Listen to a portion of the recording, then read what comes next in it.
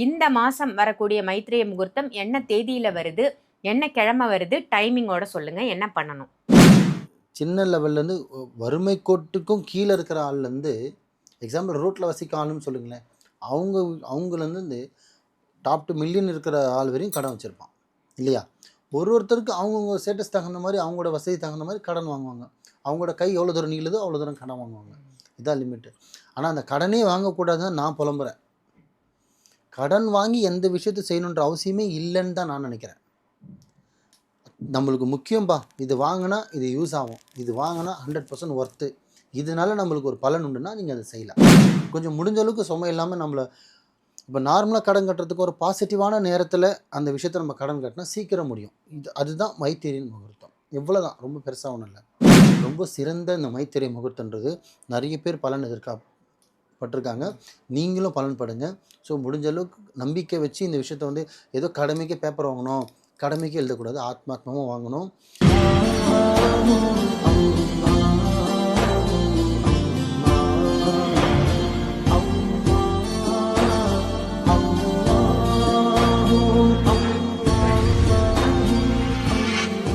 மருஜன்ம நேயர்கள் அனைவருக்கும் அன்பான வணக்கங்கள். புழல் காவாங்கரை ட்ரிபிள் டவர்ஸ்ல இருக்கக்கூடிய மாலிக் பாய் அவர்களை தான் சந்திக்க வந்திருக்கோம்.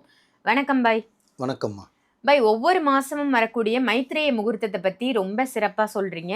நிறைய ஃபாலோவர்ஸ் அந்த மைத்ரேய முகூர்த்தத்தை ஃபாலோ பண்ணி செஞ்சு அவங்க கடன் அடைச்சிட்டேன் அப்படின்னு நமக்கு கமெண்ட்ஸ் போடும்போது ரொம்ப சந்தோஷமா இருக்கும்.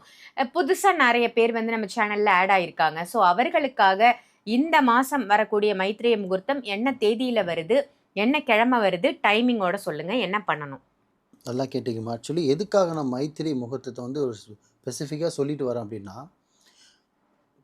கடன் இல்லாத வீடும் இல்லை, கடன் இல்லாத நாடும் இல்லை, கடன் இல்லாத ஊரும் இல்லை. ஸோ எல்லா வீட்லேயும் நோய் இருக்கோ இல்லையோ கடன் இருக்கும். கல்யாணம் ஆகிருக்கோ, குழந்தை பிறந்திருக்கோ இல்லையான கடன் எல்லா வீட்லேயுமே இருக்கும். சின்ன லெவல்லேருந்து வறுமை கோட்டுக்கும் கீழே இருக்கிற ஆள்லேருந்து எக்ஸாம்பிள் ரோட்டில் வசிக்க ஆளுன்னு சொல்லுங்களேன். அவங்கலேருந்து டாப் டு மில்லியன் இருக்கிற ஆள் வரையும் கடன் வச்சுருப்பான் இல்லையா?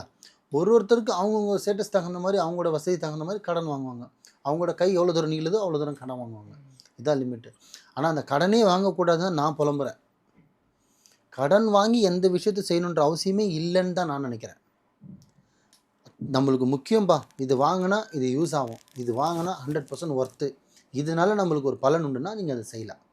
அத்தியாவசியமாக செய்கிறது தவிர்த்துருங்கன்னு தான் சொல்ல வரேன், வேறு ஒன்றும் சொல்ல வரல.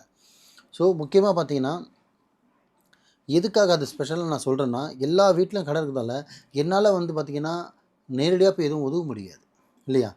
இப்போ கடனோட தொகையை என்னால் கடன் தொகையை கொடுக்க முடியாது. இதே நேரில் இருந்தாங்கன்னு வச்சிங்கன்னா ஆறுதல் சொல்லலாம், கொடுப்பா நீ கட்டிடலாம் பார்த்துக்கலாம் அப்படின்னு அவன் ஒரு சூழ்ந்து போகிற மனுஷனை கூட நம்ம ஒரு ஆறுதல் சொல்லலாம். ஸோ அந்த ஆறுதலை தான் இந்த விஷயத்தில் நான் சொல்கிறது.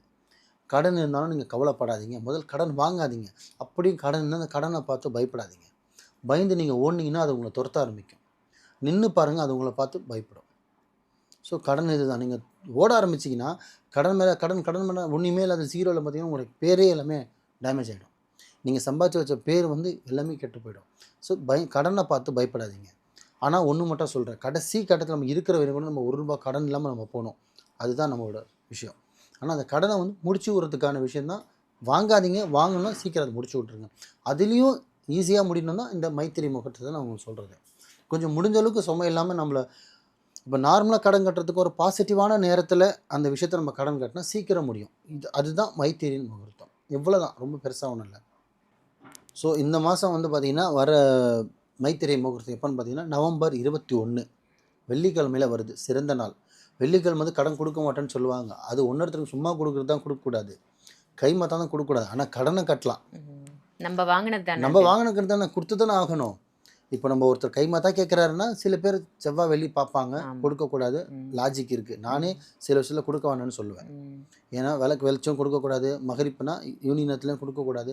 உயிர் போகிற தரணும்னா நம்ம செய்யலாம். அந்த நேரத்தில் நீங்கள் நாள் கிழமை பார்க்க வேணாம். அத்தியாவசியமாக சும்மா தான் வாங்கிட்டு போகிறான், நாளைக்கு தான் கட்ட போகிறான், நாளைக்கு வாங்கிக்கிட்டோம், என்ன அவசரம். ஆனால் உயிர் போகிற தரணும், ஒரு எமர்ஜென்சினா நாள் கிழமை பார்க்கக்கூடாது. ஸோ நவம்பர் மாதம் 21 வெள்ளிக்கிழமை அன்னைக்கு காலைல 6 மணிக்கு ஆரம்பித்து 8 மணிக்கு முடியுது மைத்திரி முகூர்த்தம். ஸோ இந்த நான் பழைய ஃபாலோவர்ஸ்க்கு தெரியும் என்ன செய்யணும்னு. புதுசாக வந்திருக்க ஃபாலோவர்ஸ்க்கு சொல்கிறேன். மைத்திரி முகூர்த்தம் என்னென்னு பார்த்தீங்கன்னா, ரொம்ப பெரிய பரிகாரம்லாம் கிடையாது, சின்ன பரிகாரம் தான். நார்மலாக வந்து நான் சொன்ன டைமிங் திருப்பியும் சொல்கிறேன். நவம்பர் 21 வெள்ளிக்கிழமை அன்னைக்கு காலைல 6 மணிக்கு ஆரம்பித்து 8 மணிக்கு முடிஞ்சிடும். இந்த 2 ஹவரில் உங்களுக்கு அதிகமான கடன் இருக்குது, தீர்க்க முடியாத கடன் இருக்குது, சுமையாத கடன் இருக்குது, வீட்டு வாசல் நின்று அசிங்கப்படுத்துகிறாங்க, பொது வழியில் அசிங்கப்படுத்துகிறாங்க, வேலை செய்கிற இடத்துல அசிங்கப்படுத்துகிறாங்க. இந்த அளவுக்கு நீங்கள் உங்களால் கடன் இருந்தால் அந்த கடனை தீர்க்கிறதுக்கான தான் இந்த மைத்திரி முகூர்த்தம். இது வந்து உங்களுக்கு ஸ்ட்ரைட்டாக வந்து பணம் வருமானம் வராது. ஆனால் கடன் சுமையை வந்து கஷ்டம் இல்லாமல் கொண்டு போயிடும். பணமாக வந்து வருமானம் வராது. உங்களுக்கு யாருன்னா ஒரு மனுஷன் ரூபத்தில் ஒரு ஹெல்ப் பண்ணலாம், ஒரு பணம் கொடுத்து ஒரு ஹெல்ப் பண்ணலாம். முடியாத ஒரு விஷயம் முடியும், நடக்காத ஒரு விஷயம் நடக்கும், உங்களுக்கு வர வேண்டிய கூட பணம் வந்துடும். ஸோ அப்போ அந்த கடன் வந்து சுமையே இல்லாமல் தீர்ந்துடும். இதுதான் அந்த நாட்கள். ஸோ செய்ய வேண்டிய வேலை என்னென்னு பார்த்தீங்கன்னா, நார்மலாக ஒரு ஒயிட் பேப்பர் எடுத்துக்கணும், மைத்திரி முகூர்த்தம்னு எழுதணும். அதுக்கப்புறம் யார் பணம் கொடுக்க போகிறீங்க, யாருக்கு கொடுக்க போகிறீங்க அதை எழுதிடணும். அந்த தொகையும் எழுதிடணும். அதை அழகாக எழுதி மடித்து வச்சுட்டு, இப்போ டைமிங் 6 மணிலேருந்து காலை 8 மணிக்குள்ளே வரதால் மடித்து வச்சுட்டு அந்த நேரத்துலேயே வந்து பார்த்திங்கன்னா நேரில் கொடுக்குற ஆளுக்கு நேரில் போய் செலுத்திடணும். நான் கொடுத்துட்டேன், நீ வாங்கிட்டேன்னு ஆத்மாத்மாவாக தெரியணும். ஜிபே ட்ரான்ஸ்ஃபரும் பண்ணலாம், ஆன்லைன் ட்ரான்சாக்ஷனும் பண்ணலாம். ஸோ நீங்கள் நேரில் போயும் கொடுக்கலாம். பேங்க்கில் செலுத்துகிற மாதிரி இருந்தால் அந்த 6 மணிலேருந்து 8 மணிக்குள்ளே போட்டு வச்சுட்டு ஒரு கவரில் போட்டு இந்த நபருக்கு செலுத்த போகிறேன்ட்டு 10 மணிக்கு பேங்க் தொடர்ந்து பேங்க்கில் போயும் கட்டலாம். ஸோ சொல்லணும் என்னென்னா, நீங்கள் ஞாயிற்றுக்கிழமை தான் கொடுக்க போகிறேன் காசு. ஞாயிற்றுக்கிழமை எக்ஸாம்பிள், இப்போ ஞாயிற்றுக்கிழமை ஒரு வட்டி காசு கொடுக்கணும், ஞாயிற்றுக்கிழமை ஒரு தண்டல் கட்ட போகிறேன், ஞாயிற்றுக்கிழமைக்கு ஃபைனான்ஸ் கட்ட போகிறேன்னா அந்த ஞாயிற்றுக்கிழமை கட்ட வேண்டிய காசு உங்கள்கிட்ட இருந்ததுன்னா இந்த மைத்திரி நேரத்தை பயன்படுத்திக்கங்க. வெள்ளிக்கிழமையும் ஒரு கவரில் போட்டு அவர் கொடுக்க வேண்டிய தொகை இந்த தொகை வந்து எனக்கு முடிஞ்சிடணும், சீக்கிரம் முடிச்சிடணும்னு சொல்லிட்டு மைத்திரை எழுதி அமௌண்ட் எழுதி யார் கொடுக்க போகிறீங்க, எவ்வளோ அமௌண்ட் கொடுப்பீங்க எழுதிட்டு ஒரு கவரில் போட்டு எடுத்து வச்சுக்கிடும். நீங்கள் அந்த நேரத்தில் உங்கள் காசை ஒதுக்கிடணும். இதுதான் கான்செப்ட். மைத்திரி நேகத்தோட அந்த மைத்திரி முகூர்த்தத்தோட விசேஷமே பார்த்தீங்கன்னா, அந்த நேரத்துக்குள்ளே உங்கள் காசை வந்து இன்னொருத்தர்கிட்ட செலுத்திடணும். செலுத்தவும் செய்யலாம், மற்றவருக்காக சொல்லிட்டு ஒதுக்கவும் செய்யலாம். எடுத்து வச்சிடலாம். எடுத்து சாமி படத்துலையோ பீரோலையோ கபோர்ட்லேயோ வச்சுட்டு நீங்கள் ஞாயிற்றுக்கிழமையோ திங்கக்கிழமை கூட கொடுக்கலாம். ஆனால் அன்றைக்கே வந்து செலுத்த வேண்டிய ஆன்லைன் ட்ரான்சாக்ஷன் தான் செலுத்திடலாம். அது இன்னும் சிறப்பு.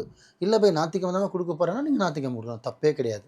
ஸோ என்னென்னா அந்த டைமுக்குள்ளே நம்ம எடுத்து வச்சுட்டோம், அவருக்கு கொடுத்துட்டோம் அப்படின்னு மட்டும் நீங்கள் தெரிவிச்சிட்டா போதும். ரொம்ப சிறந்த இந்த மைத்திரை முகூர்த்தன்றது நிறைய பேர் பலன் எதிர்பார்ப்பட்டிருக்காங்க. நீங்களும் பலன் படுங்க. ஸோ முடிஞ்ச அளவுக்கு நம்பிக்கை வச்சு இந்த விஷயத்த வந்து ஏதோ கடமைக்கு பேப்பர் வாங்கணும், கடமைக்கு எழுதக்கூடாது, ஆத்மாத்மாவும் வாங்கணும். உங்களோட மனசையும் உடம்பையும் ஒரு நிலைப்படுத்தி ஆத்மாத்மா எழுதணும். மைத்திரை அமௌண்ட் எழுதிடணும், பேர் எழுதிடணும், கவரில் போட்டு எடுத்து அன்றைக்கும் செலுத்தலாம், மறுநாளும் செலுத்தலாம். ஸோ கரெக்டாக நம்பிக்கையோடு பண்ணுங்கள். நல்லதே செய்யுங்க, நல்லதே நினைங்க, நல்லதே நடக்கும் இன்ஷா அல்லாஹ். சிறப்பு பாய். ஒவ்வொரு மாதமும் வரக்கூடிய இந்த மைத்திரிய முகூர்த்தத்துக்கு மக்களுக்கு அழகான பதிவாக கொடுத்துட்டு வரீங்க.